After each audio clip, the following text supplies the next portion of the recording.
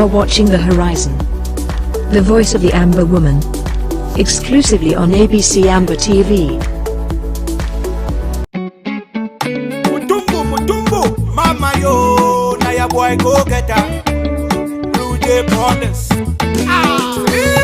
Mama you kind, mama you're beautiful, mama you good, mama you're wonderful. No woman like you, mama. No woman like you, mama. Thank God for you, mama. Thank God for you, mama. 'Cause you gave me life, oh mama. Queen of my life, oh mama. I go love you for life, oh mama. 'Cause you love me so, oh mama. From small beginning, I never forget all the suffer when you suffer for me. Oh yeah, yeah. All the pain and the troubles where I put you through. I remember when money no be day and chop no be day for her. You be the try your best. You go run around to find us something where we go chop. When I dey sick, you know the sleep. You go dey cry all night. You go hold me tight, start to pray, say God make you help my oh Lord. Ooh, I wo yeah yeah chama. Afunga na better yeah funga chama. I'm bombing na better yeah bomba chama. Ega na chinu yeah ga chama. Mama, I wo yeah yeah chama. Afunga na better yeah funga chama. I'm bombing na better yeah bomba chama. Ega na chinu yeah ga chama. Ega chama mama. Ega na chinu yeah ga chama. Chinu yeah ga chama. Oh, you gave me life, oh mama. Queen of my life, oh mama.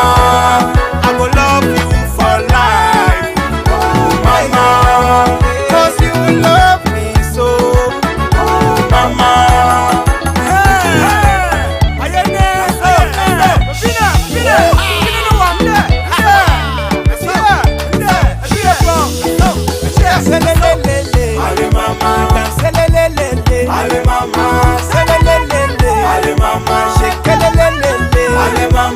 You're my motivation. You gave me the best education, mama. The song where I sing I'm for you. Now it's special dedication to you. Oh yeah. I know say every night and day you pray say make a mama. The God where you the pray I'm for heaven. Don't give me this inspiration, mama. The song where I sing I'm for you. Now to show my appreciation to you. Who be a warrior yeah chama. I funga na better yeah funga chama. I'm bombing na better yeah bomba chama. Ega na chinum yeah ga chama. Mama warrior yeah chama. I funga na better yeah funga chama. I'm bombing na better yeah bomba chama. Ega na chinum yeah ga chama. Chinum yeah ga chama. Chinum yeah ga chama. Yeah ga chama. You gave me life, oh mama. Queen of my life, queen of my life. I will love you for life. I will love you for life. 'Cause you love me so, oh mama. You gave me life, mama.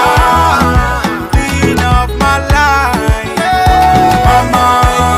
I will love you for life, oh mama. 'Cause you love me so, oh mama, mama. Selelele, ale mama. Selelele, ale mama. Selelele, ale mama. Shekelelele, ale mama. Selelele, ale mama. Selelele, ale mama. Selelele, ale mama. Selelele, ale mama. Oh, that's so. That's so. Mother's Day. That's so.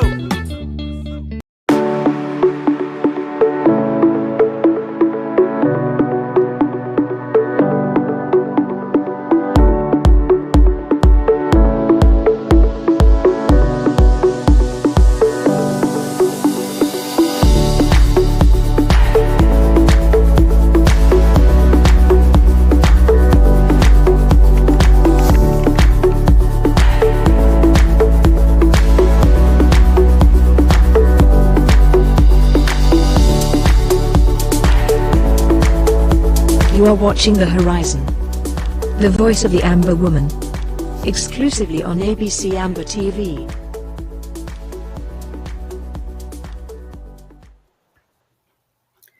Hello, everyone, and welcome to The Horizon. Today is April 14th, and you are here listening to the voice of the Amber Woman. I want to send special greetings to everyone in the home front, everyone in ground one, and everyone listening or watching us from the diaspora. We appreciate you, and we say we're here because you are there, and thank you very much. We have three wonderful topics today, and we hope you will stay with us throughout the 1.5 hours that we intend to be on the show. And please invite others to join, share our link, and you can watch us on Facebook, on YouTube, and of course on satellite. Today I have a special guest on the horizon, and you've seen her here before. She's not a stranger on our platform, and it's no other than Dr. Mawini Lobati, the Speaker of the Interim House of Representatives. She's here today not as a speaker, but as a mother, as a woman, as a fighter for our quest for recognition. And without any further ado, I want her to say greetings to you before we start the program. Mawini, you're welcome on the horizon.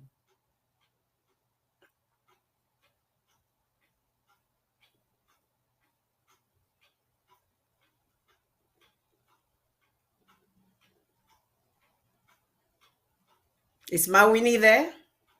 You're welcome to the horizon. There you are. Thank you. Thank you. It took a little bit of time for the connection to happen. Thank you, my patients, for bringing me on and inviting me again. And I want to thank all our viewers, be it at the home front, be it in the refugee camps, be it in diaspora. I want to thank you for taking time to watch the program, to hear us day in, day out, really bring some highlights and bring some education and informative things that are relevant for us at this time as we go through our struggle from the perspective of a woman and a mother, a daughter, and maybe one day we'll say grandmother, and then also as a sister. So thank you for having me here. Thank you so much. So we have three great topics today. They are huge topics, and we hope we will be able to exhaust all of them.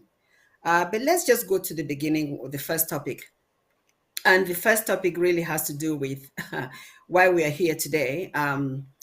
The 6-year genocide, the 6-year humanitarian crisis that has plagued our people. And we want to talk about this so people remember exactly where we came from and why we are going to where we are going to. You have to remember where you came from and why you are going to where you're going to. We are going to Boya. So we remember, Mawini, I'll just give this brief introduction and then have you speak. We remember that we've struggled for decades to free our people. But this just came to a head again in 2016, when the teachers and the lawyers went on a strike because they could not they could not stand the injustices any longer.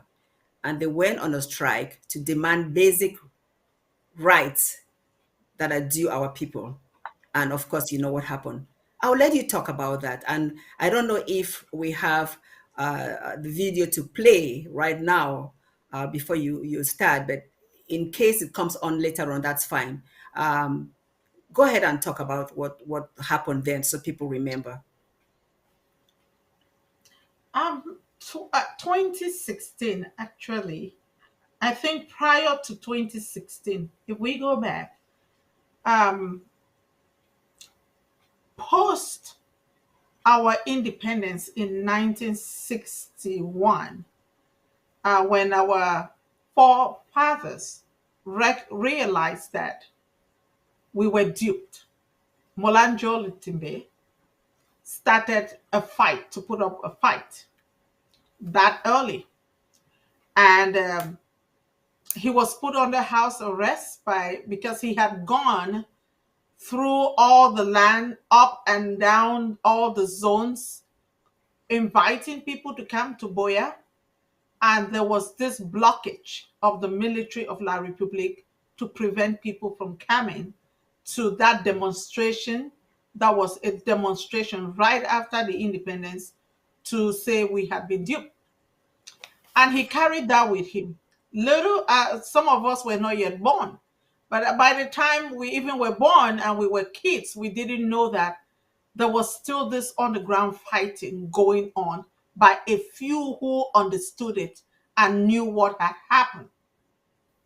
So coming up to 1972 with the advent of the fake referendum, if a referendum needed to have been done, it should not have been given to all of Cameroon.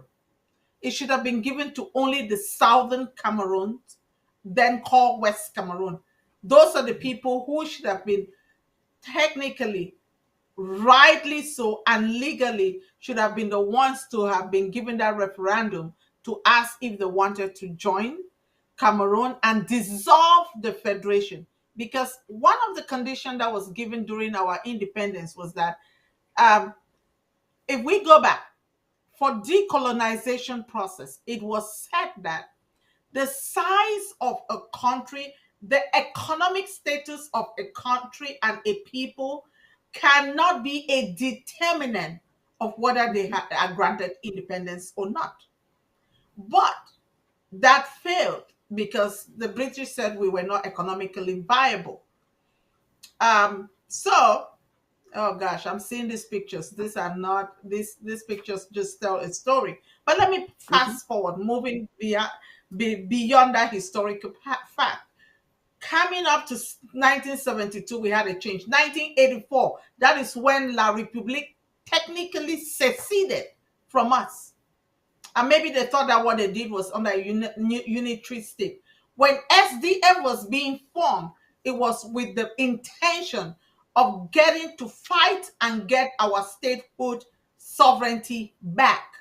But it was eventually hijacked under the platform as soon as Nijon Frundi discovered that he got a lot of support from Bamilekes and other people in Bassa and Douala. So he wanted his party now to be a national party. Yes, he succeeded in having a national party, but then the statehood of Ambazonia was at the loss.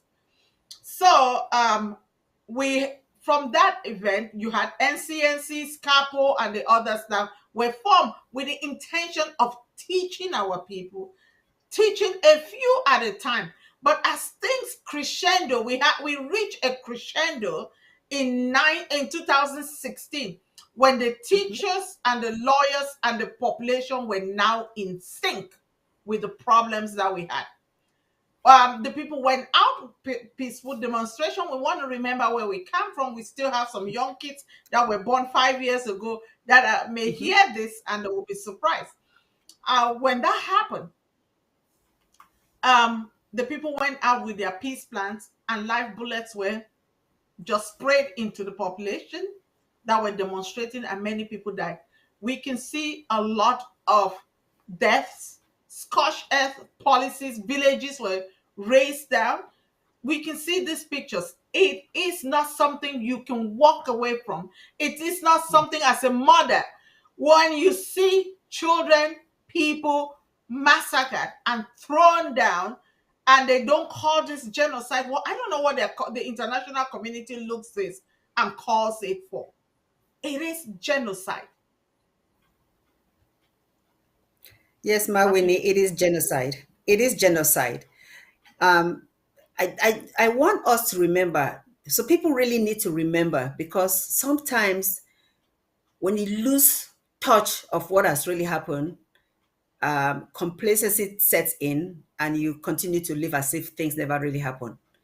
We should never forget. Mawini, remember the early days when we saw pictures of horrific crimes, starting with Sam Sawyer, who was beheaded, through Mami Api burnt in her home, through little girls being shot, baby Martha. I want to bring all these specifics, Marwin, if you can talk about some specifics, some things that really touch you to the core. So people remember that we are talking about 6 years of genocide. It's not 1 year, it's not 2 years. And then most recently, we had this incident in Bamenda where this Okada driver was killed by military, be it whether it was a gunshot or whether it was mowed down. It doesn't matter. He was killed. Those are incidents. Those are things that are happening that we as a people cannot forget, because it's not happening in the other part of the world. It's happening in our own part of the world. That's the key thing you must remember. It's happening these are things, crimes against humanity being meted on Southern Cameroonians. They are not being meted on French Cameroonians. That is a core difference. And that's why it's genocide, because you've selected a people and you want to annihilate them. Mawini, over to you. Yeah, it's a sad thing. Even though we talk about this today, I think we should only talk about this with heavy hearts, because many of our parents were left childless. Many women became widows. Many grandparents had that middle generation cut off, that were their main support. But when I remember the picture of Mami Abby roasted because she couldn't run out and she was killed. To be honest, my patients, I am not one of those that like to look at those pictures, take a second look, because it breaks and your heart bleeds. And then when I remember the picture of the father who carried his baby that was roasted in oil, I don't know how people can erase that from their memory and think they can just walk away and do things as usual. When I remember the Ngabu massacre, families, children just got up early in the morning, as they would do normally in the village, run to the stream, go carry water, come get ready to go to school, and they were gone. And eventually, even those who survived, their lives were at stake. Some were even killed afterwards, and some had to flee. I cannot know. I don't understand how people take that and sit on it. You must be a cruel, wicked person and maybe an occultist to be doing this and just feel like no life matter. The life of somebody else doesn't matter. The life of Southern Cameroonians, Ambazonians, does not matter. The babies, I even remember the mother who died and had twins and others had to take. But if we look at the MO of La République du Cameroun, I remember as a child when I would go to the hospital, the general hospital, and I could see how clean the place was. And then you walk to the hospital now. It's dirty. I can remember not just the deaths, but also what we lost. We'll get to what we've lost. But human life is more precious than anything. Nobody, even I, as a mother, I've given birth to children, but it is not that the children have the right to fulfill their own God-given destiny. that God has given them. So when we remember all those that were even killed, what happened when we even thought that we had had a chemical weapon in Bali, LGA, where people were thrown and there was burning. I cannot forget that. I can't walk away and think that that was just nothing. That's just too much to talk about. Too many lives that have perished. How many? Was it only the Mator, the Mator? How many of these are we going to keep talking? The Kumba massacre of students, children in school, baby Martha, um, um, baby Caroles, Mhm. the other one in Bamenda, I think it was Ngwa, if I Baby remember the Brandy. last, baby Brandy. How many kids are going to be killed? How many young adults are going to be killed? How many elderly people are going to be killed before it rings a bell? Not just for our La Republic, but for the international community to register it. I don't know. I do not understand. Yes, my Winnie, you mentioned about what will it take for the international community to register it. And when you were giving all those examples, we're talking mostly about vets, but let's not forget that this crisis has led to our people living in other lands as refugees. They left the comfort of their homes in southern Cameroons and fled for their lives and are living as refugees in neighboring Nigeria and neighboring Ghana and other parts of the world. Some perish on the way to seek freedom. We heard of the case of some Ambazonians that died due to drowning in some far off part of the world. You know, these are all results of this genocidal war on our people by dictator Biya and his followers. I just want to read something briefly. I'm sorry that I didn't get it ready enough, but it's a very short tweet. It's a tweet by the um, foreign, where is it? Where is it? Where is it? By the Senate Foreign Relations Committee ranking member. And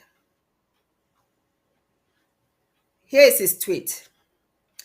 Reports of the beheading of a Ukrainian soldier in by Russian mercenaries are disturbing. Putin is already committing war crimes and genocide in Ukraine, and this beheading video is further proof of his brutality. This must be investigated immediately. And then I wonder about all the beheadings that have taken place in southern Cameroon's Ambazonia. So I sent a tweet to him. I sent a picture of the beheaded son of ours in Bafut.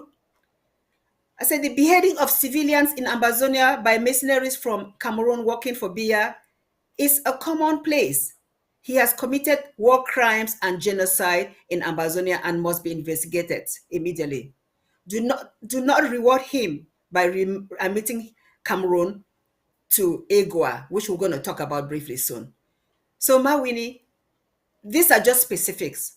I know we're going to be turning over to another topic shortly, but what are your final topic messages on this subject?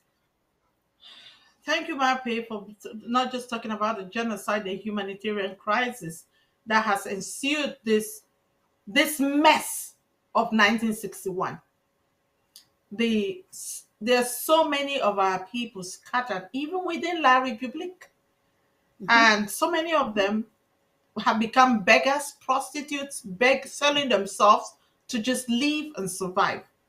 Women that we heard of, things unheard of, using leaves as sanitary pads in the bushes because they were not in a place that they could even have a sanitary pad, let alone even let me call out a wrapper to fold it and use it as a sanitary thing. They didn't have all that luxury, not even having food, sick and not having the health care that they needed, and trying to go into even the enemy's camp. Let me call it that way. La Republique is the enemy. And with the intention of thinking they will get respite from the bullets and the torture and the fear that they are experiencing in their own land, it's not really happening. Maybe for those who have money, they could go into La Republique and have money and buy or rent and be able to live a little bit comfortably. But there is something that is intriguing to me. Could it be that some of these people in the international community may have gotten their own golden statue from La Republique? I don't mean the ones that we saw visibly. I mean the ones that are in the background. You've been offered some wonderful business deals. Just accept us. Just play over this massacre and genocide and this humanitarian crisis. Just water it down. Let the world not really see it. After all, there is gas, there is oil, there is agricultural products. Hey, come, we'll sign contracts with you, or even your friends and families. So what promises are these people receiving that they cannot see what is sitting in their faces? What kind of promises have they been given? What golden statue have they received in the background that we have not seen in front of the camera? They should sit and think in their consciences. Let me tell you, I live in America, and so do you, Mape. The worst of the history of America and the worst of the killing of America happened as a result of not the War of Independence, but the Civil War, which was an issue over slavery. Exactly. There is a payback day. You can get away with this for a short time. You may call it 60 years, 70 years. America handled and suppressed slavery and water it down for a long time. Today, that is not welcome. There's a new generation. But let me tell you, it could happen for hundreds of years, but there is a day when reckoning will be coming, and La Republique will not go free. And even those who are enabling La Republique, be it with their golden statue in the background or their golden statue in the front that we can see in front of cameras, the day will come. You will not be able to run away from your conscience. You will not be able to walk away from it. Yeah, what is that popular saying? 99 days for the thief and 1 day for the owner. You're absolutely right, Winnie. The day of reckoning will come. So as we end this topic, we will talk briefly about AGOA. So there was this tweet by Table Nash. Surprised the US government started discussions with Cameroon about country regaining AGOA eligibility. Has Cameroon government human rights practices improved? Has Cameroon done anything serious to end the Anglophone crisis? Has Cameroon done anything to lessen corruption? Answer, no. So I'm going to read something which you probably have access to, maybe you've seen. And we are just connecting the end of this discussion about AGOA with this 6 years of humanitarian crisis and genocide, because we're telling the international community in this, our episode today, in this show today, that don't listen to Cameroon's request to be admitted back into AGOA. So let me read this, and Mawini, I'm going to just read a couple of paragraphs, and then you will talk about it. It's kind of a long document, but I think it's very important. And it was written by, let me give Mr. Lambert. by Lambert Worm. Washington, D.C., April 13th, 2023. Cameroon has recruited an army of lobbyists to launder its solid image and cheat its way back into the club of sub-Saharan African countries benefiting from the privileges of duty-free access to U.S. markets for over 1,800 products. Pardon me. The country was expelled in 2019 by the Trump administration.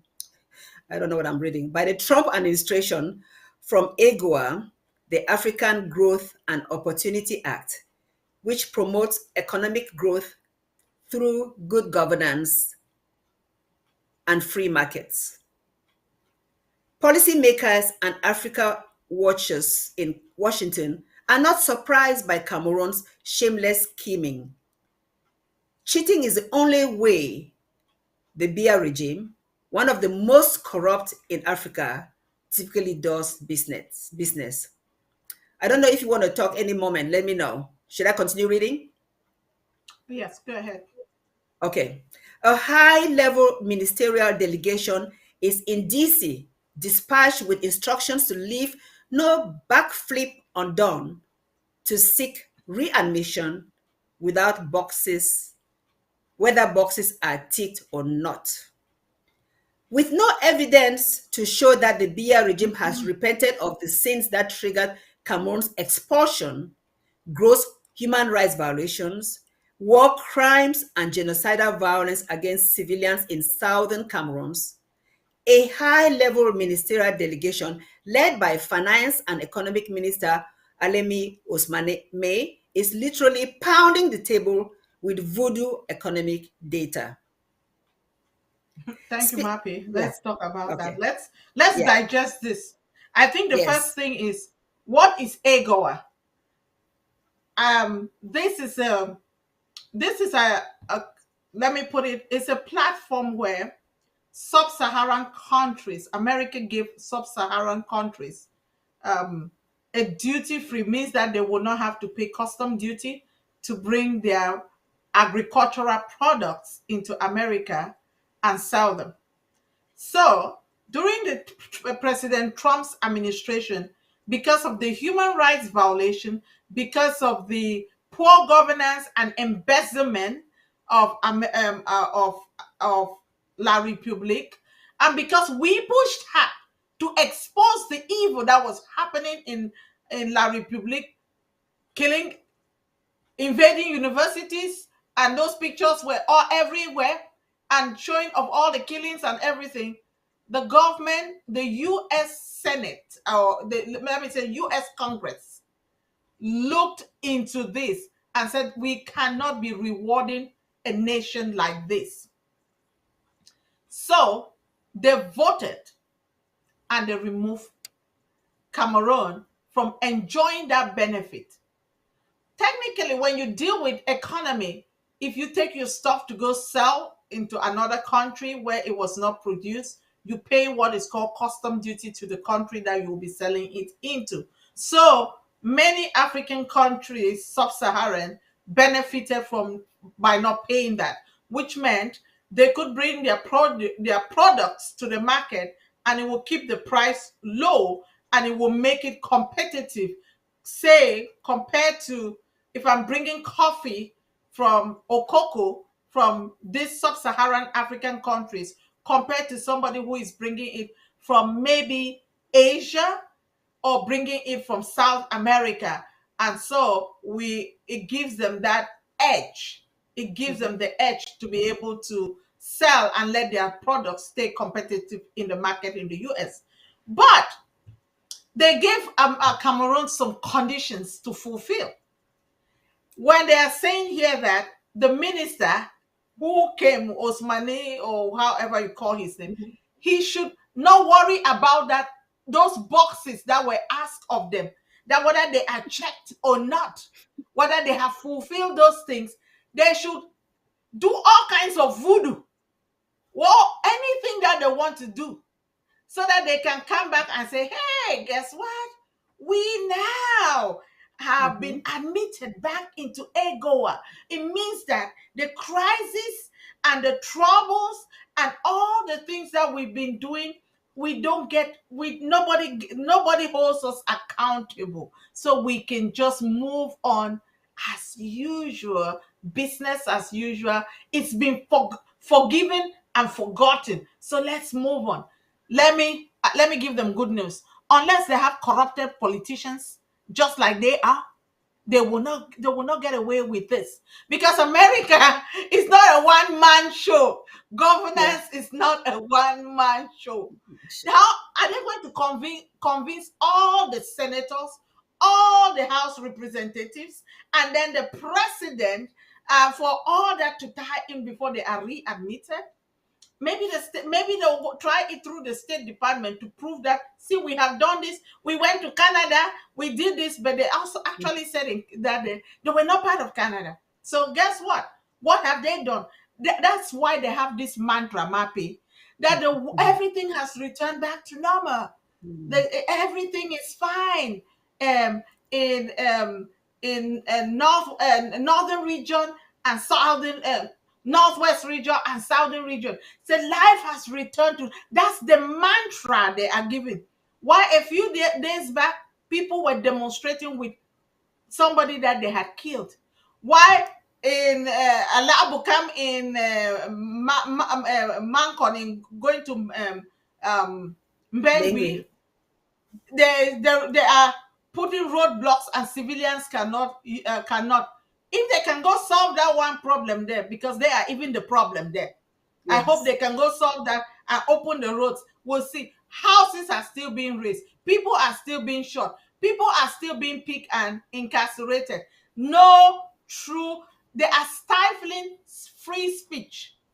So what have they done? That no box can be checked. They know that. Yeah. Yeah.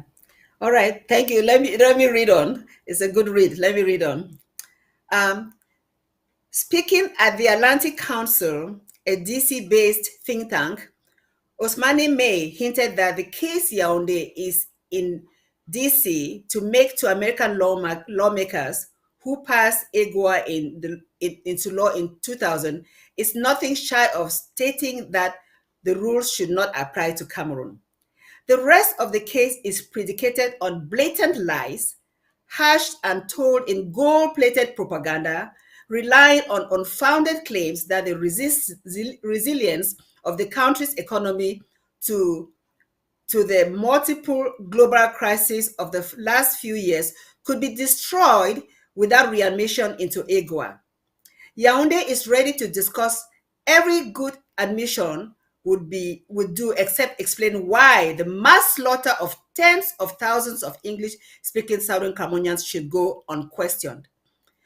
Yaoundé hopes that the Biden administration will hold its nose and approve readmission, reversing earlier discussions by the Trump administration to suspend military cooperation. To its credit, the Biden administration took these sanctions one notch higher by granting TPS, temporary protective status, to Cameroon, barely weeks after Ukrainians benefited from the same. It is clear what Cameroon seeks and why it has fielded a high-level delegation to DC this week. Osmani May is in DC for spin and regurgitating numbers from the World Bank and the International Monetary Fund is one helpful way of sounding reasonably, even intelligent. Sanctions Mape, let's stop there. yes, go ahead. Mape, let's stop there. I Yes. think they are missing, they pretend not to know the reasons why they were kicked out. They are using they are using this idea that our economy is doing well and could do Mhm. better if you Better. just let us come back in. You can see the books of the IMF, you can see the books of the World Bank, and even the fact that they are giving us some loans, and Mhm. to tell you that we are doing well. So don't hurt us more. Give us this helping hand so we can come out even stronger in our economy. Their economy was never the issue that they were sanctioned. it must have been a small part. The small part is because even with the economy, most of the money will be embezzled by all those Exactly. BS stocks and his ministers, and whisked back to diaspora, where they have homes and they have bank accounts swollen, and they hide the money, and not only in um, let me say first world, they also hide it in other African countries where they open bank accounts. So they are making it as if the reason that they were kicked out was because of economic sanction. That was not the reason. Go ahead, Yes. Mappy. Yes, you just said that. So I'm going to even skip that because you just said exactly what I was going to read. So let me just skip that section and read further. The question neither lobbyists for the regime nor Osmane May will answer is, how about doing what is required to end the war in which tens of thousands of civilians have been slaughtered by the regime's armed and security forces, and over 6 million are impacted? Why slaughter civilians for simply demanding the restoration of the independence of that former United Nations trusteeship territory? To these and similar questions, Osmani may deflects with previously rehearsed high resounding propaganda phrases. At the Atlantic Council, he spoke of paradigm shift adopted by the regime, with lessons learned from the multiple global crises being used to build a so-called resilient economy. He claimed further that Cameroon has re-engineered production capacity to be able to produce more locally to cover national demand and export more. The campaign borders on blackmail. The readmission of Cameroon into AGOA would be a win not only for Cameroon economy, said Osmane May, but also for American economy. Just be just to be clear, right? Yaoundé is telling Washington that they would do themselves a favor by unconditionally readmitting Yaoundé. Mawine, please answer this one for me. What exactly are they saying? I can You know what? They have really had a good spin. When somebody wants to avoid the facts, they paint a different story. Here, let me put it this way. This is a book that Mape is one of the co-writers. Echoes of Women's Tears of the 21st Century Genocide in the former British Southern Cameroon. Okay, if I want to take this book and say, hey, this book, I give it a different color, and I say, hey, this book is not yellow and doesn't have these stories that are in here, this all lies, I can say, hey, don't you see this beautiful spring picture? Our economy is doing well now. So let's forget about this and let's just deal with this. That's what La Republique is trying to do. They want to sweep this under the carpet and hold up this and say, if you don't do anything, you will be the loser. Loser of Mhm. what? What? What is America losing? Except if they tarnish their image that they are upholding democracy and good governance by stooping low into La Republique's mess to readmit them without change and nothing. Let me tell you, if America does that, let me tell Mhm. you, every other sanction that they impose on every other nation will be ignored, and Yeah. change will never happen, and they will only have a name as, we want good governance, we want to promote this, and nothing will ever happen because La République du Cameroon got away with that. Why can't we? Mhm. Exactly. Why Yeah. can't we? We can snap it in their nose and leave our nose. They will come back and beg us because we, La République du Cameroon, we have such a vibrant economy that if you don't do business with us, you lose. Okay. Huh. All right, What a Mawini. Let lie. me read the last two paragraphs and then we need to move to the next topic. Emboldened by Biden's invitation, bringing dead man walking Biya to Washington while refusing to invite the leaders of a few African regimes, Yaoundé believes it has no obligation to follow any rules if it can take a shortcut. Cameroon had no fear of sanctions walking away from the US-supported Swiss-led process for negotiations without preconditions. Yaoundé has felt no heat when it had disregarded its treaty obligations under the United Nations, the African Union Court in Nigeria, the African Union Court in the Gambia, demanding that it seeks a negotiated political settlement to the Southern Cameroon's problems. Yaoundé walked back whatever mandate it reportedly gave to Canada to launch a new process before denying it was involved, much like it denied organizing nocturnal negotiations with Southern Cameroonian leaders held in its jail in Yaoundé. The Biden administration, which has shown its commitment to ending colonial rule in all its forms, from the Puerto Rico Act, ought to do the same for recolonized countries like Somaliland and Southern Cameroon. Pending genuine negotiations without preconditions leading to the eventual recognition of Southern Cameroon by Washington, D.C., the Biden administration owe itself and all Southern Cameroonians a duty to maintain the AGOA sanctions against the Biya regime, especially because the regime continues to misuse previously received U.S. military assistance to slaughter civilians, not carry out counter-terrorism operations. It continues to deploy its anti-terror unit known as B, trained, funded, and equipped by American taxpayers as the Escadron de la Mort in the senseless bloodletting now to its 7th year in Southern Cameroon. And this is a perfect place to end because this tells the story why we're talking about 6 years humanitarian crisis and genocide, and we do not want to reward La République with readmission into AGOA. Mawini, your final thought on this, and we'll go to the next topic. I say amen to Lambert Mbom.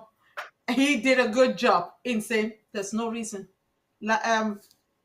I know it would take so many and very good. Let's face the facts, Mappy. Lobbies are there to get business. Whoever comes and pays the money to go fight a cause for them, the person furnishes them with the information that they take to go to whoever in the government that they want to influence and make them make a change. That's that's a legal business in America called lobbying. Lobbyists are there to be paid. La République can get as many lobbyists, even if former President Obama was a lobbyist, and they try to go get him to go do whatever their dirty job that they want to do, he will not change this because this is government policy that went through the House and went to the executive branch. And honestly, anybody, if America did that, any citizen of America could challenge America for doing that. They can take America to court, the government to court, if they readmit them without meeting the necessary needs. That's what we call government for the people, by the people, and of the people. They can sue the government and say, you are promoting genocide, you are promoting bad governance by readmitting this country that has not changed. You have to give us sufficient evidence why you want to readmit them. And as of now, as a citizen of the United States where I live as well, I don't think I will be telling my senator or my Congress representative that they should be looking for anything of that to readmit La République de Cameroon. I would say no. Oh, that's a good place to end, Mawini. So everybody watching us today, if you live in the United States of America, please get a special message to your senators. Whatever state you live in the United States of America, get a special message to your senators, your House representatives, that you are originally from Cameroon and that your country of origin is experiencing genocide, humanitarian crisis as we speak, and that Cameroon should not be readmitted into AGOA, to AGOA. Thank you, Mawini, for bringing that point up. Now, we will move over to another burning topic, what special status really means. What special status really means. So we understand that we, the people from the former British Southern Cameroons, at one time called West Cameroonian, and popularly known by others as Anglophones, which we do not ascribe to as a good name. We now prefer to be called Ambazonians because we think that we really at one time own our own land. We have territorial boundaries. We had our constitution. We had a government in place. So that government has transitioned through time, and now we have the interim government led by President Samuel Ikome Sako. He has his cabinet, he has his House of Representatives. You are the head of that House of Representatives. We have cabinet members, we have local government areas, we have county, we have everything, the trappings of a government. We have all of that. We have a flag, we have our anthem. Now, someone is there telling us that to solve this problem, they should grant us special status. And this special status is not new because in their 1996 constitution, they had a special place. And I'll read this background information. One of the recommendations from the just ended national dialogue, major national dialogue, this was in 2019, is the need for a special status for the Southwest and Northwest regions, resting its applicability on Article 62(2) of the 1996 Constitution, which states, in quotes, without prejudice, the law may take into consideration the specificities of certain regions with regards to their organization and functioning. So this was already in their 1996 constitution, that they could award a group of people that have certain unique characteristics that are different from the rest, a special status in order to still to maintain this one and indivisible fiasco that they call Cameroon. I'm going to read something else and I'll have you talk, Mawini, because this I think this is a good background on this topic. So, following the major national dialogue, a group of Cameroonians from the two regions came together to proactively come up with blueprints for this proposed special status. They said a group of Cameroonians from the two regions, meaning that they're talking of people that come from our area, they are so-called Northwest and Southwest. So those two regions. Recognition of the political, economic, and cultural specificities of the English-speaking parts of Cameroon, and a reflection of this in the lives of citizens of the Northwest and Southwest regions continue to underlie the ongoing crisis in the region. There have been multiple and unsuccessful efforts over the last 3 decades. The All Anglophone Conferences, the All Anglophone General Conference, etc., to focus government and national attention on the issues and the complaints of marginalization and economic abandon. Inaction ultimately resulted in the crisis that has the two regions in the grip of violence and economic stagnation. The major national dialogue is the government's first major attempt to engage in discussions that seeks to bring peace and a return to economic activity in the area.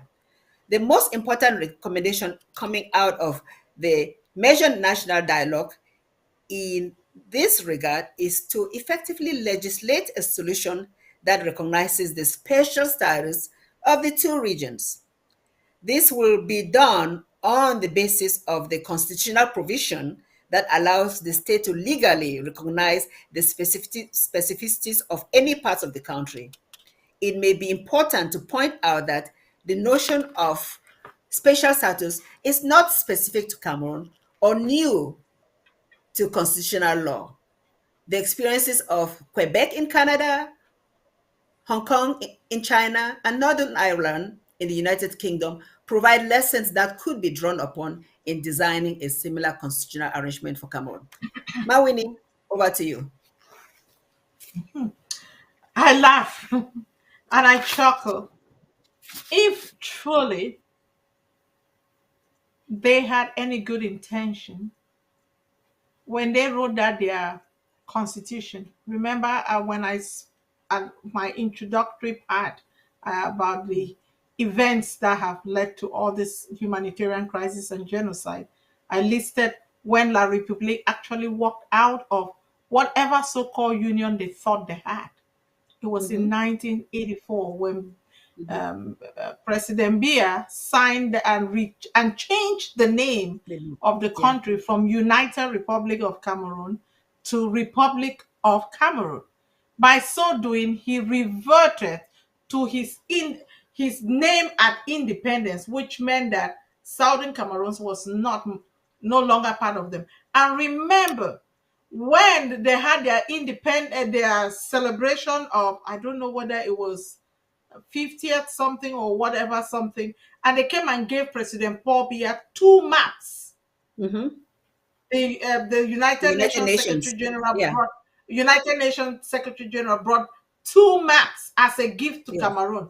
That was a message. Remember your two nations. So Yes. why would you want to give another nation a special status in your nation when that nation is another nation? It's a separate Yes. nation. Let's start from there. Yeah. And even if, unless you are saying that you have forcefully absorbed these people and want to give them a special status, we've had a special status for, believe me, over how many years? Since 1961. We've had a Mhm. special status. What is that special status? Marginalization, second class citizen, brutalization.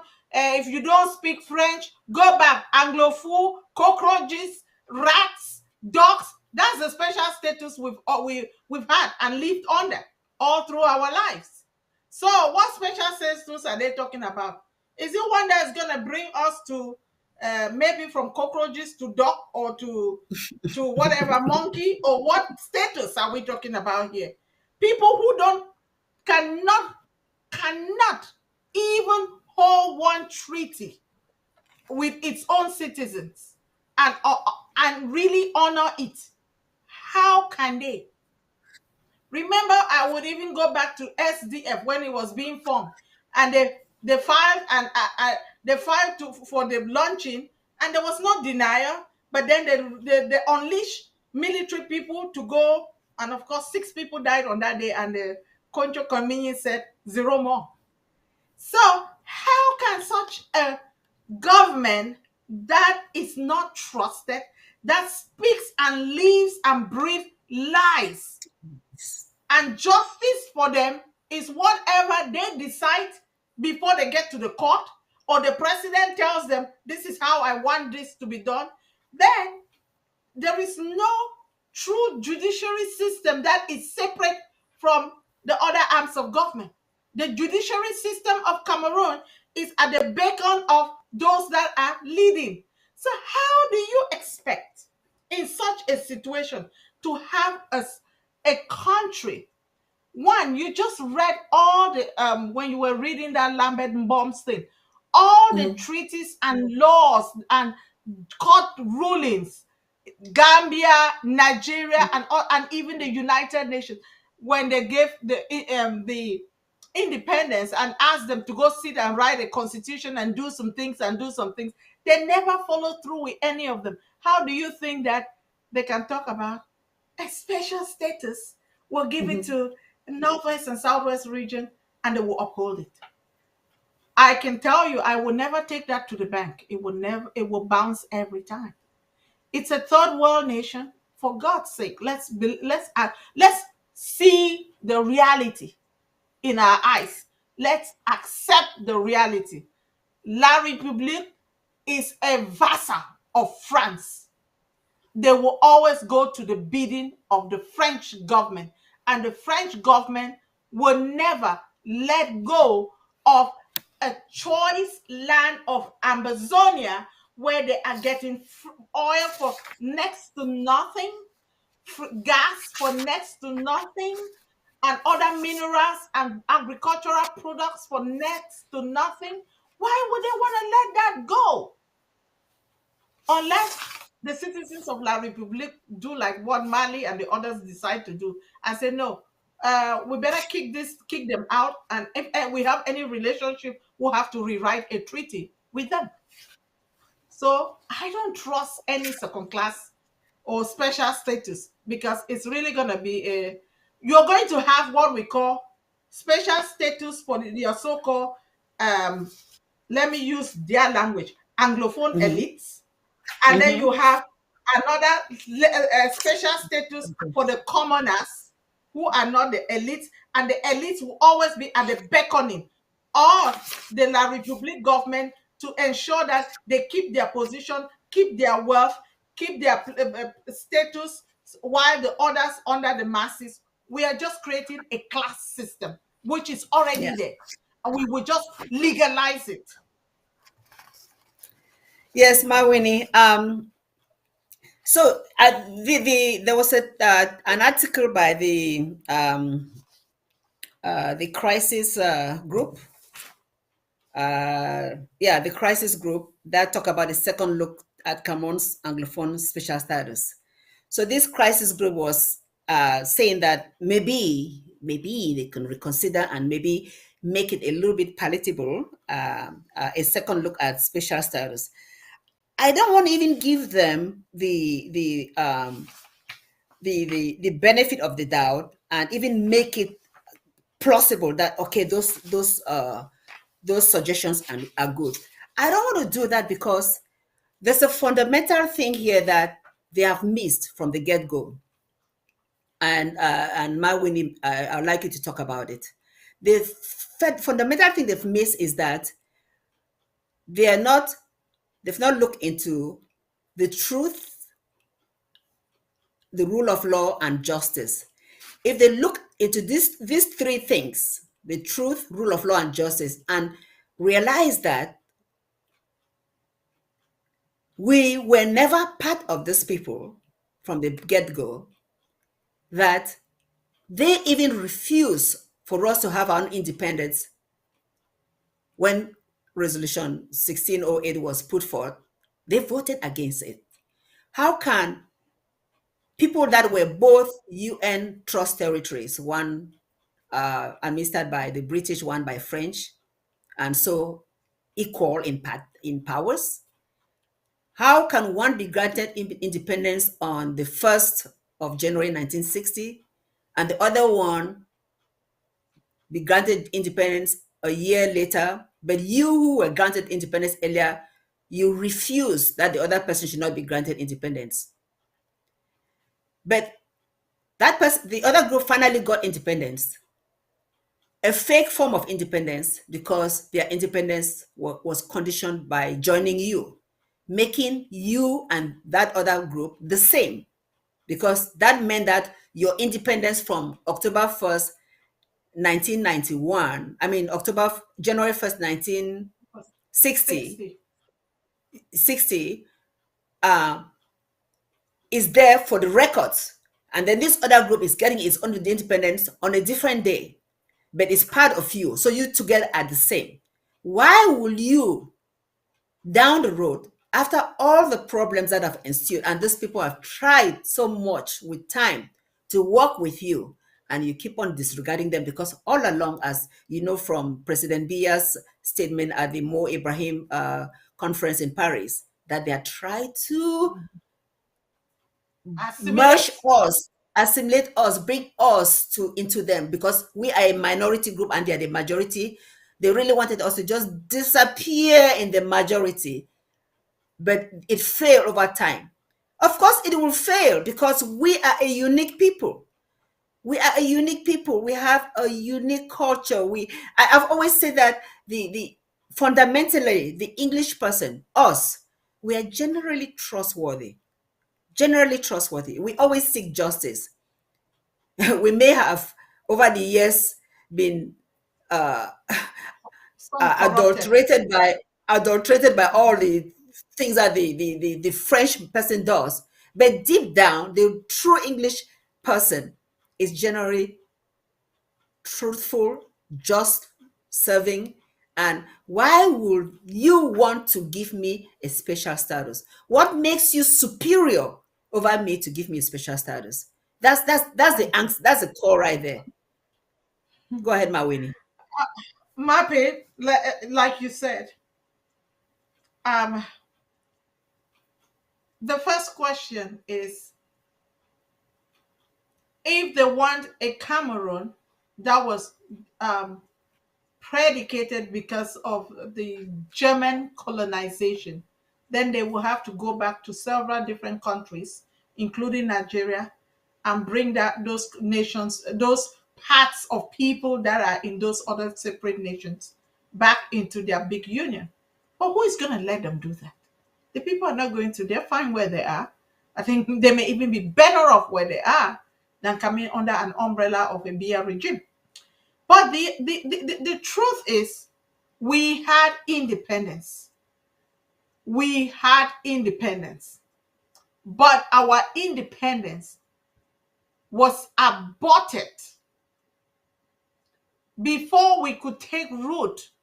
Remember, before we even got independence, we were under the crown, the monarch of Britain, and we were able to change prime ministers, and we had elections, um, and they were able to change prime minister transition peacefully. When we came out of the Eastern House of Nigeria to establish our own government seat in Boya, when that happened, that was a good indication that we were a thriving nation that would do things right. Unfortunately, the very people that, when our people were even voting in April of either April or February of 1961, because they forced them. I don't think they ask any other nation except Northern Cameroons and Southern Cameroons. Do you really want independence, or you want to remain under this colonization? If so, vote and tell us that you want independence. Why were we asked? Why did we have to be the ones to be asked to have independence by joining? My question today, I bet I have asked this question on ABC in the past. What if our forefathers refused and said, we are not going to even allow for the conduction of any plebiscite? Because we want independence, we don't want independence with conditions. It is no longer independence. So that historical part of the fact that we were shortchanged and cheated and manipulated and given independence with strings attached is what La République usually will say. We didn't vote to join you. You voted to come and join us. So you dance according to our music. Our independence was not for us to be subservient to La République du Cameroon. And so by them having this high-handedness over us and eliminating our government, and our people sat quiet, when a case of where there was a police guy that was accused of going to get arms in the days of I think Joa, when he was prime minister. They took him and they tried him and they found no case wrong, nothing wrong with him. And then Haijo didn't like him. After the case had been finished, instead of him appealing, he decided to carry the case to Yaoundé to go judge it. What kind of a relationship did we really have? And if you want to say spatial status, you want to say we have to go back to this, I feel bad, because if you don't know your identity, anybody on the street can name you and give you a name, and you will pick that name and run with it. Ambazonians ran with the name of West Cameroon, because our history was covered, it was masked, and even the people of La République, most of them did not even know their own history when they got independence. Most of them, because it was masked. But here is the truth. We know who we are. We know our identity. We know our culture. We know our roots. We know our rights. And therefore, we can stand boldly today and look in the eyes of La République de Cameroon, the enemy that has deprived us of our independence, of our sovereignty, of our statehood, and has stolen our and destroyed our economy, and even lied and twisted our history to give a semblance that we were just part of them that were just being restored. No, we were not. And we have never been. You tried to cover us and kept us in slavery. In slavery, I'm using those words, they are hard. You've kept us in slavery since 1961. But in 2016, the eyes of many were opened. Few understood that they were not slaves. They were not supposed to be slaves. But in 2016, most of our people understood their identity. They began to understand. Those who call themselves elites and call themselves so-called leaders that want to go negotiate a special deal with La République so that they can have special status. Go. You want to be a slave? Pack and go to La République. Go establish there and leave us alone. We are a people with a language, with a culture, with a land. We have the right and we got independence, and nobody should take it away from us.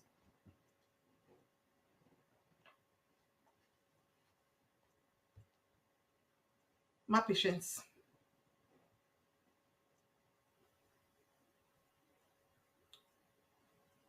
So my greatest appeal will be, know who you are and stand firm. You want your total freedom. Freedom is not given partially. I can give you freedom in teaspoons, and I hold the teacup or the bucket of freedom. I say, oh, you can take this little teaspoon of freedom. It's never freedom. It's just a bit, but you will still remain a slave to the slave master. If you want to stay a slave to the slave master under La République du Cameroun, farewell, stay there. But don't impose it on the people by having backdoor deals with La République du Cameroun. If La République du Cameroun, if their hands are clean and they have a case, let them come and let's have an international communication, and we have an international negotiated settlement, and let's part ways. Our sons and daughters will not be continuously massacred, killed, our villages razed, and then we think we will thrive. No, that's the end. It's a new day. It's done. 2016. We came of age. We understood what and who we are.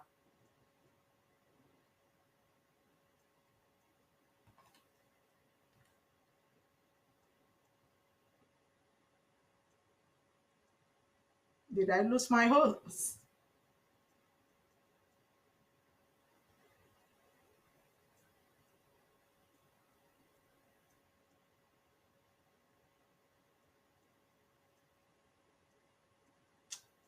My patience.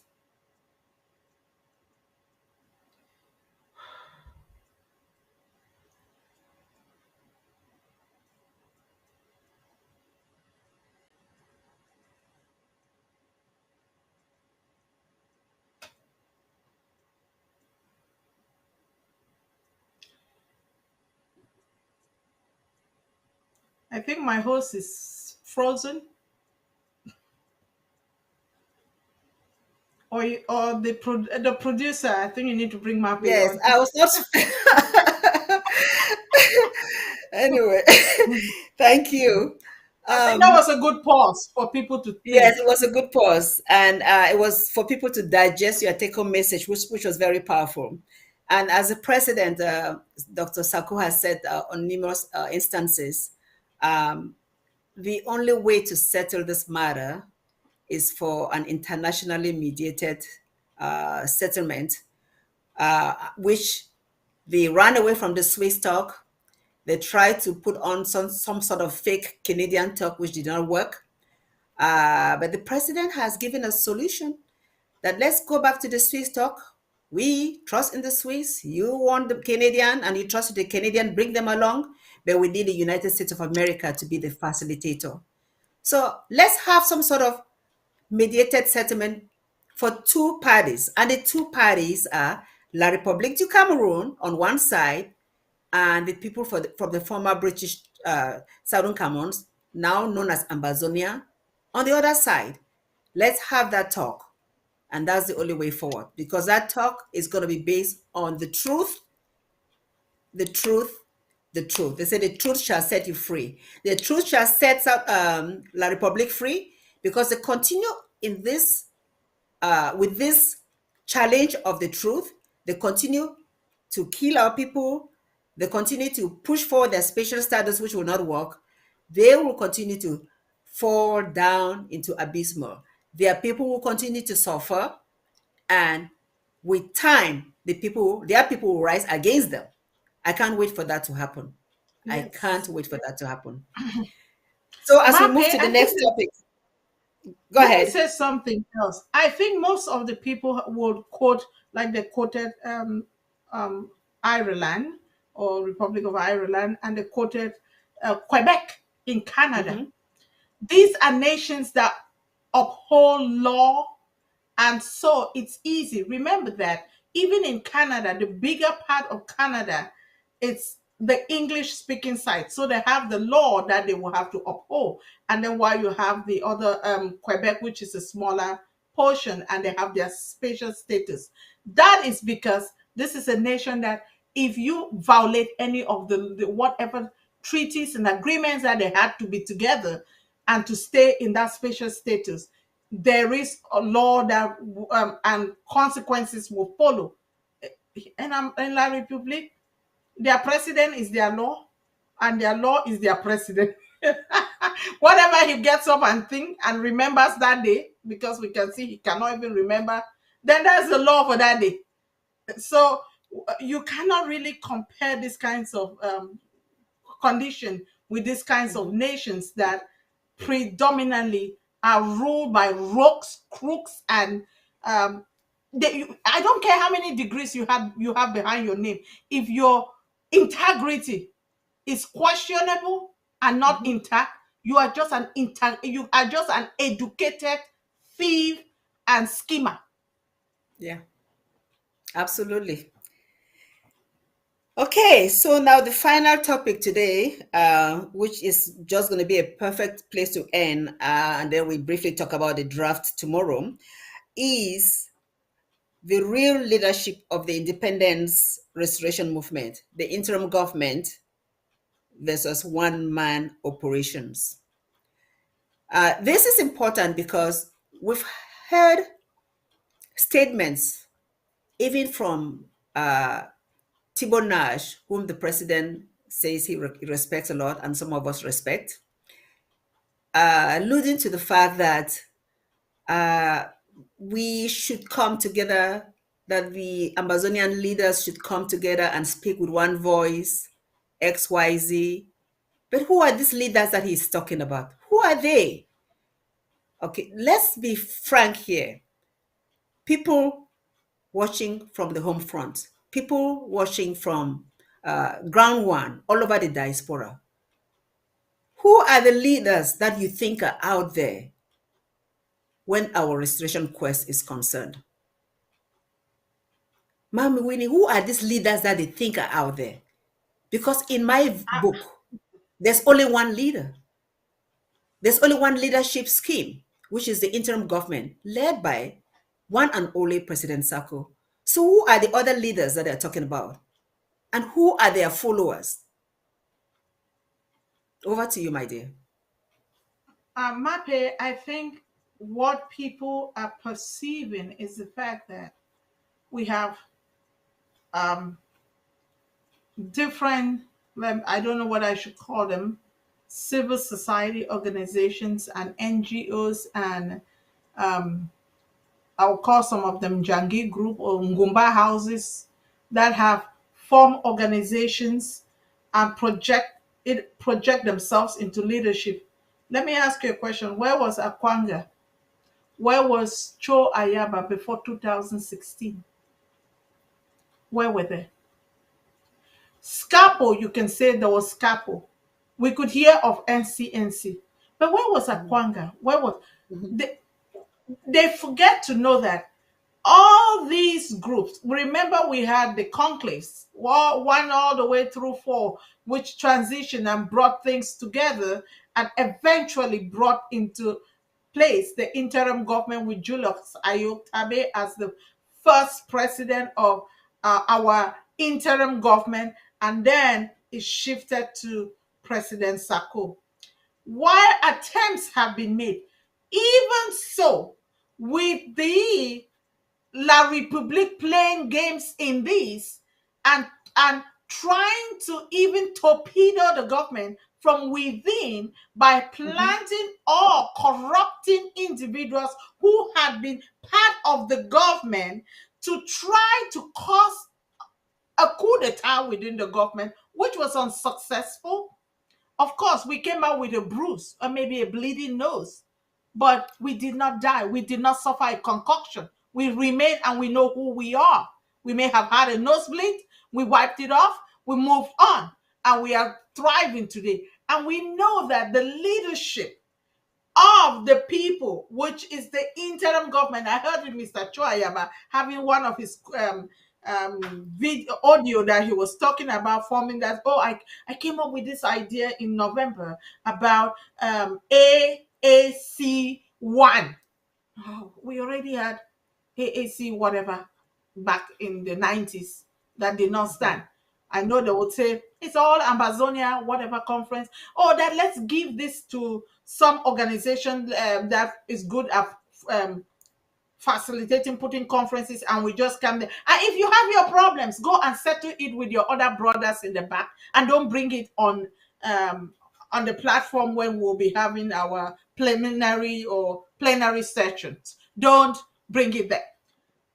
Yeah, Cho Ayaba, who has the ADF that is holding people for ransom at home? Is that who you call a leader? One that holds people for ransom and continuously it has become a business? They share the booties with the La République military, some of them because they probably don't get money and don't get good food.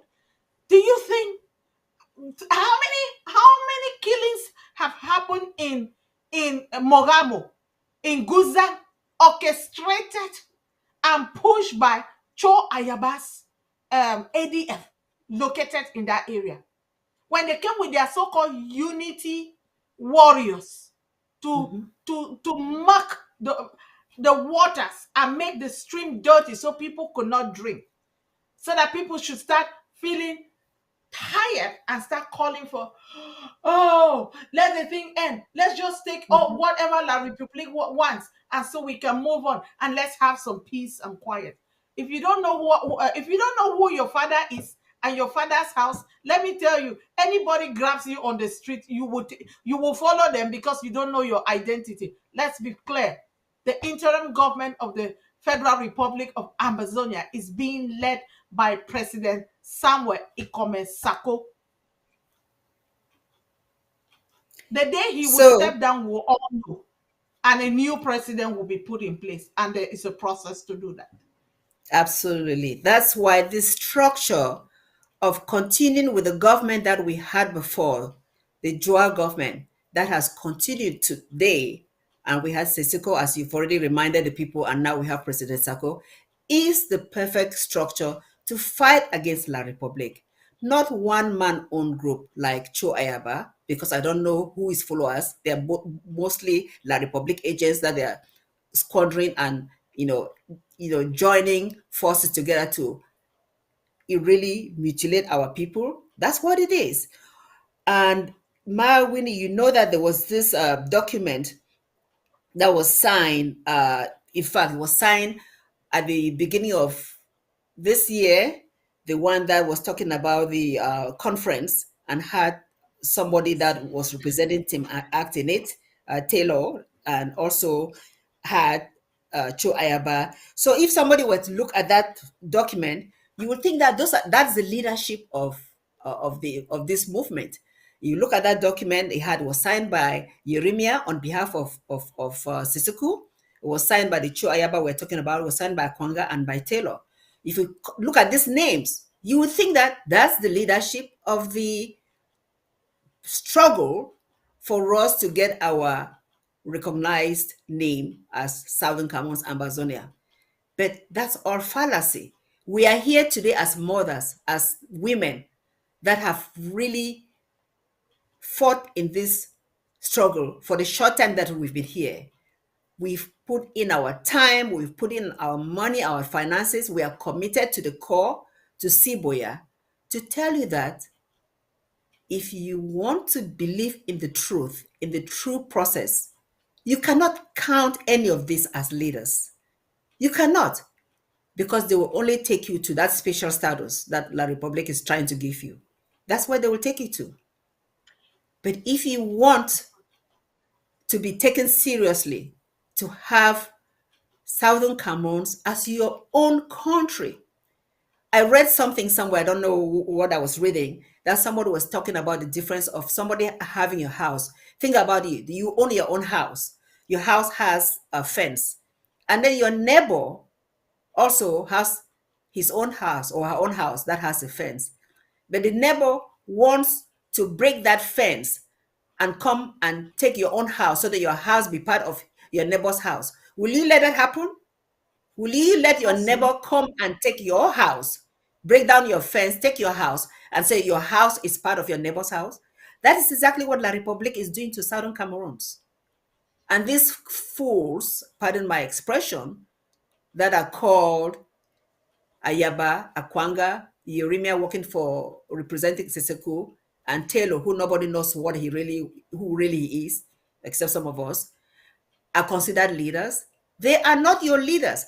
And as soon as the international community understands that there's only one leader, people like Thibault Nash should be made to understand that there's only one principle.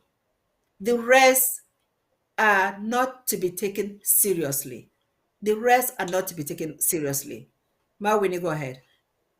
I think what you're saying is good, but I also feel the plight of the international community when they look at South Sudan, what emerged after they got their separation from North Sudan or from Sudan.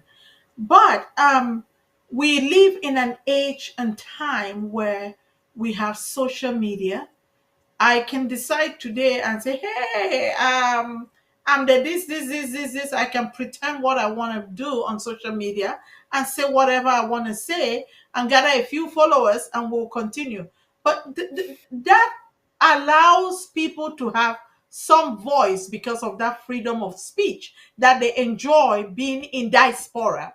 And so they can garnish and gather and pull a few crowd and good speeches and good oration is not what makes you a leader. It's what Mhm. you do and True. how you lead that makes you a good leader and how you carry and comport yourself. We can look at this. There were several people. Let's go back. Let's take a look at Yerima. Yerima came into the limelight because um, um, Julius formed a parallel government when the government was in, and of course, for that, the interim government impeached him through Yeah. the RC and continue with President Sako.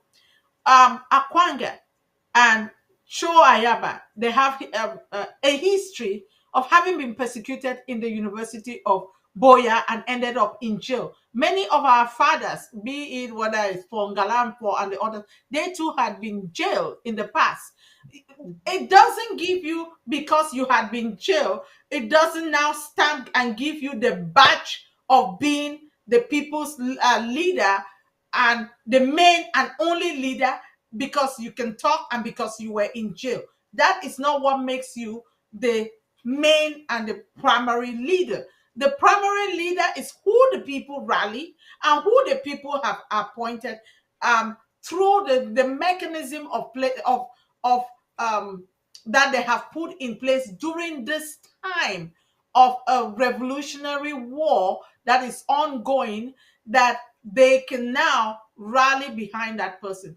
If for tomorrow, let's say President Sako is president today, tomorrow he may be tired and say, oh, I think I have given it my best for this time. I want to step back and let someone else take the baton. It's a relay. Remember, it's a relay. We have other groups, and that's why they had the conclaves and we came up to form the interim government. When that time comes, that leader who is having the baton, you can only have one president and one president that carries the voice at the time and that has the authority, not just voice, but authority. Yes, in your small groups that you may have, you can have authority there, but it's not authority over all of Ambazonia. Going back to the signing of those documents, Akwanga signed that document as his group, and Taylor, who is the military person within Akwanga's group, signed it as act whatever. That is not true. Those are two people from the same group signing. Then you have Choayaba who signed it. Choayaba who had refused act. How come he's Exactly. now coming to sign and if you look at it, if this had to be signed, if this document was genuine, ACT would have signed this document and For listed everyone. the groups that were under it. Exactly. That would have been the proper governance way. Yeah. And it would have then said, okay, these other people on behalf, and if they were not part, they can go put a disclaimer.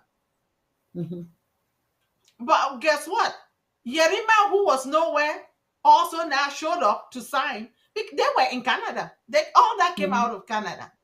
It was just, I call it was just another meeting with civil societies and other groups, smaller groups, meeting with the Canadian government, hoping that they were going to pull. Can you imagine if President Sako had sent representatives to Canada, how it would have come out to be? How many IGs would have been signing on that document? Let's pause and think for a minute. How many IGs would have been signing on that document? Have you ever thought about it? Yeah. And what does it mean? And what does it mean?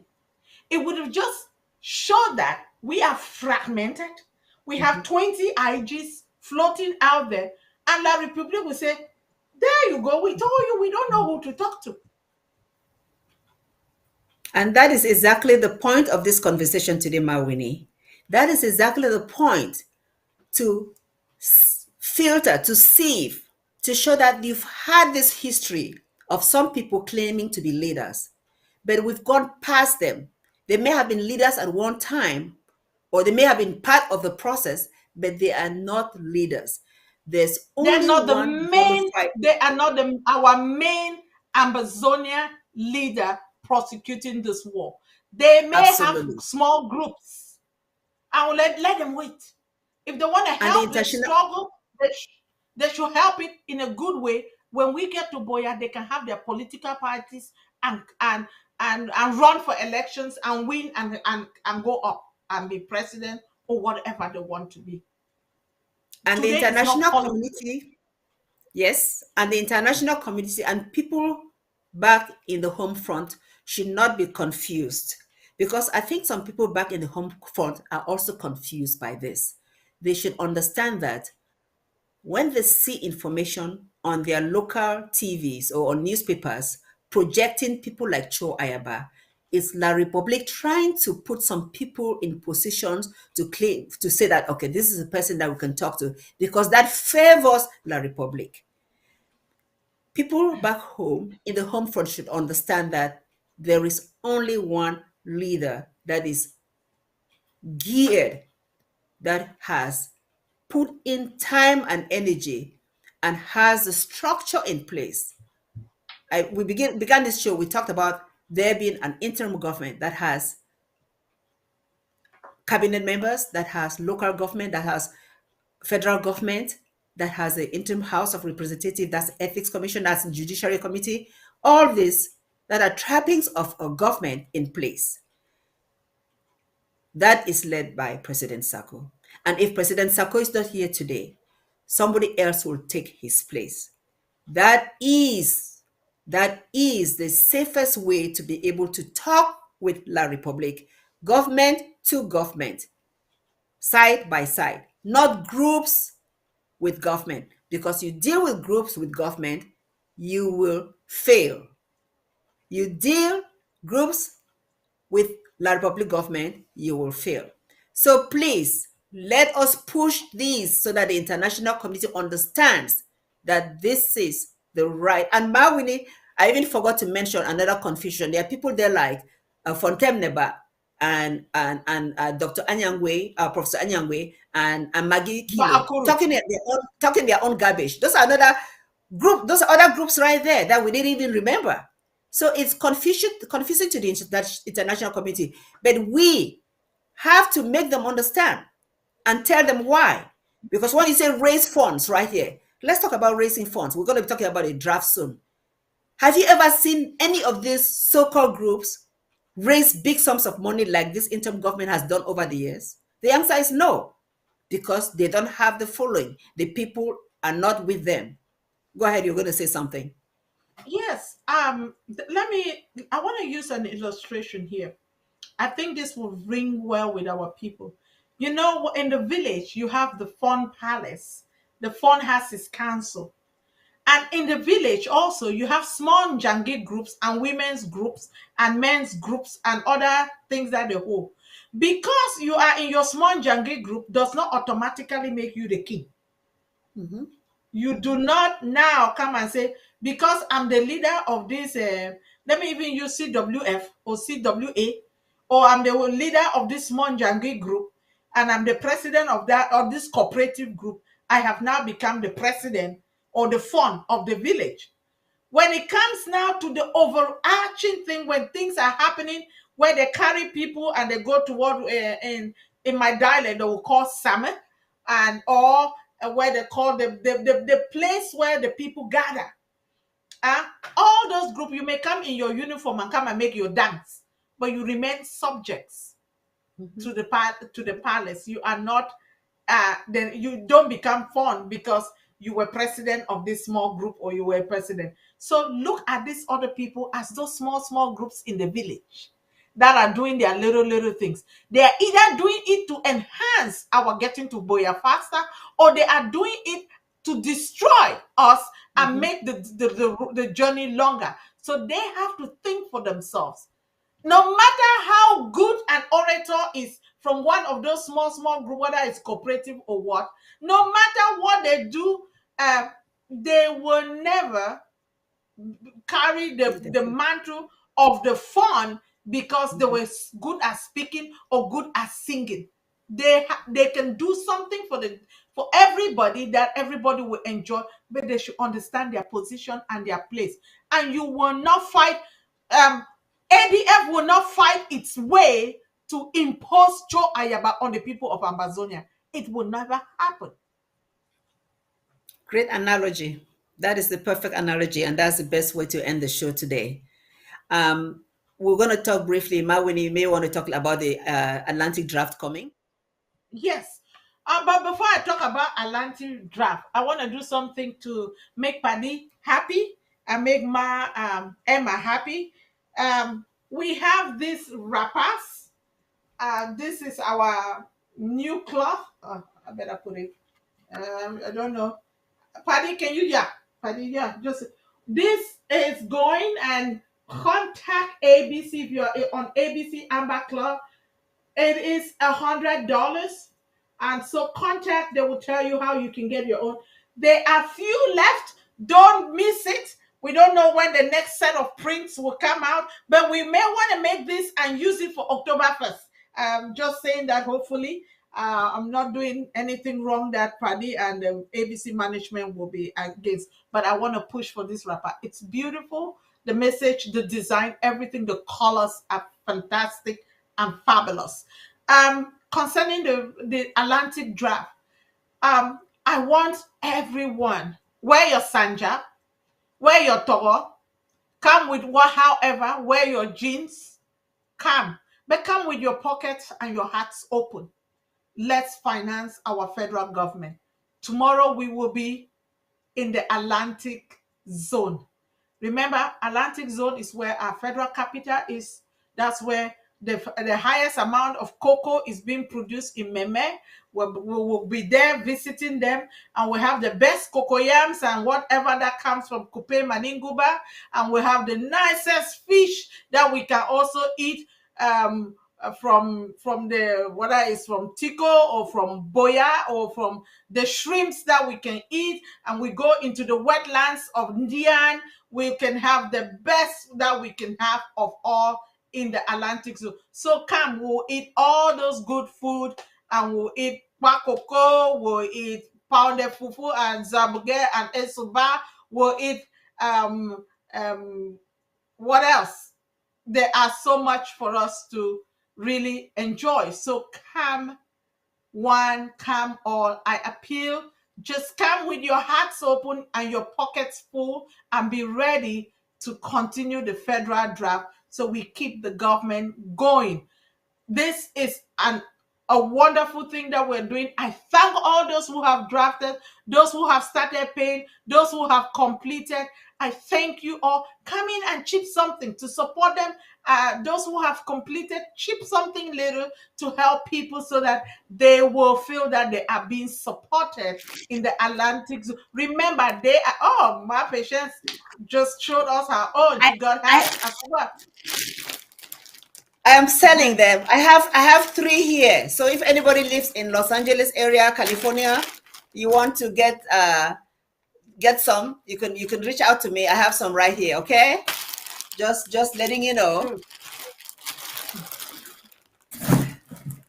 Okay. Go ahead. And we finance our government. We put the government, we finance our government, and the government in turns continues to strategize and push the struggle so that the flame remains burning. This is almost like an Olympic. We have to keep this flame burning till we light the big torch in Boya with this Olympic flame that we're carrying and walking. And we pray that we don't have to stay long holding the candle or the torch in our hands till we light the big fire of our sovereignty. Well said, Mawini. Well said. I want to thank you so much for being our guest on the horizon. You know, you're not a stranger here. I'm sure you'll be back again very soon. And we appreciate you, and you're doing a phenomenal job in the interim house and taking care of our people. I want to thank everyone viewing us today on the horizon. Please stay tuned for another production of the horizon next Wednesday. We say we are staying the course, and we are here because you are there. And as Mawini has said, please, please, please come one or to support the Atlantic draft tomorrow, our federal draft, because the federal government has promised us that if you trust us with your funds, you will see results in the home front. We want to go to Cameroon. We want to go to Ambazonia soon. We want to go to Southern Cameroon soon. And this is the only way to do it, to make our country free. We have to work hard for it. Thank you so much. Long live the Federal Republic of Ambazonia. Short live the struggle. Till next Friday. God bless you all. Sample Records. Welcome to me.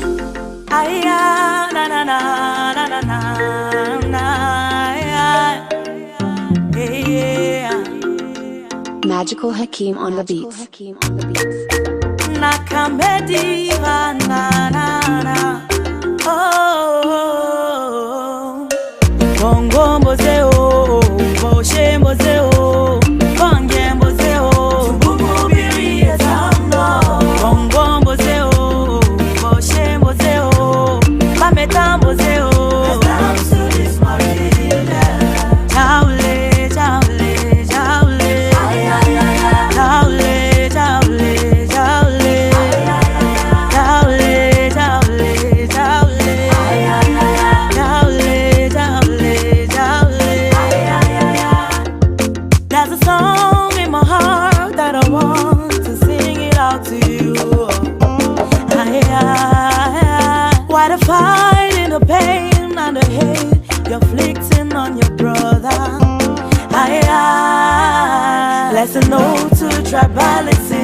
Nepotism, lesson no to. Going on in the country where lawyers have staged a strike. Now, it is 1 month since the Cameroonian lawyers vowed to strike over what they termed as government's disregard for common law. They unanimously agreed to extend their work boycott for another week on Monday, and now local medias in Cameroon have reported that their march on the street was met with police brutality. Well, meanwhile, the strongest opposition party to long-term ruler Paul Biya in the country, their Social Democratic Front, has supported the strike with calls French magistrates be removed from the English-speaking courts.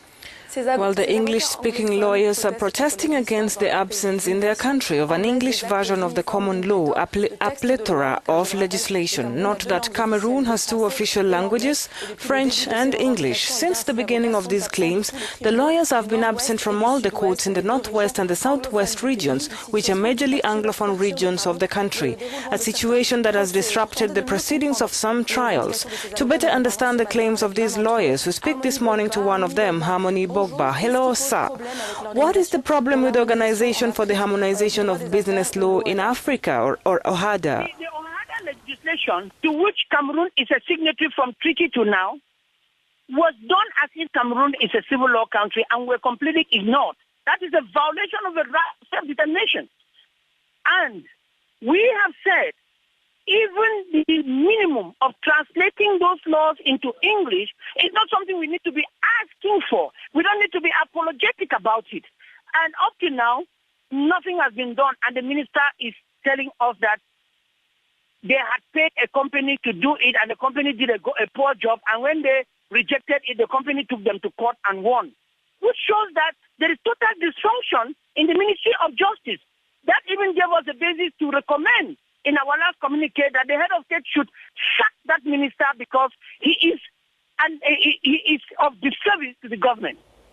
And what exactly are the difficulties Anglophone lawyers are facing?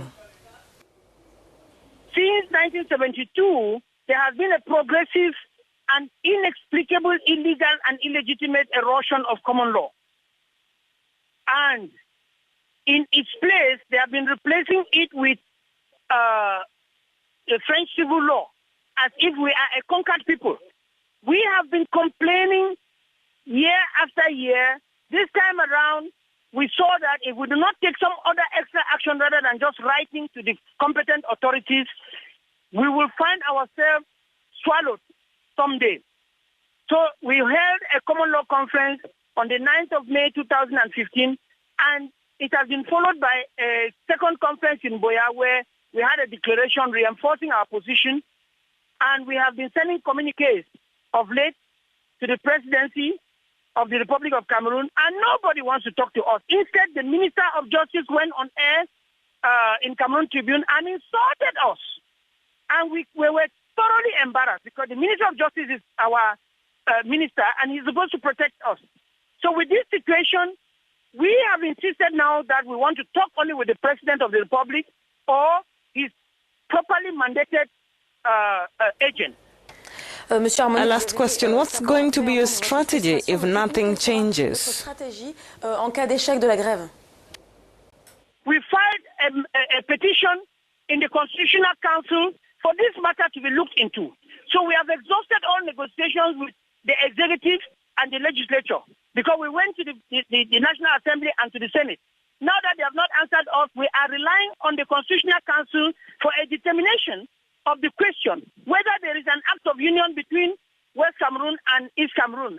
If they don't act in our favor, what is going to happen is that we will be able now to proceed to the international jurisdictions like the African Commission for Human and People's Rights, the Human Rights Commission.